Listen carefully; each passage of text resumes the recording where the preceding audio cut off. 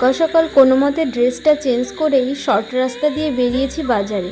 Short রাস্তা হলেও বৃষ্টিতে রাস্তার অবস্থা খুব বাজে। এসেছি কিছু টাটকা মাছ কিনতে, কিছু ছোট মাছ ও বাটা মাছ নিলাম। এখন যেহেতু বর্ষাকাল, সব মাছেই কিন্তু ডিম ভর্তি। বাড়িতে এসে দিদাকে গরম গরম পরোটা ভেজে দিচ্ছি সকালের ব্রেকফাস্টের জন্য।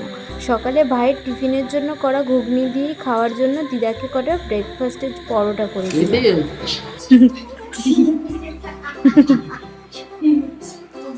ছাদে এসে দেখলাম বাকি ড্রাগন দুটোও পেকে গেছে। এই দুর্দান্ত স্বাদের ড্রাগনের জন্য সারা বছর অপেক্ষা করা কোনো ব্যাপারই না।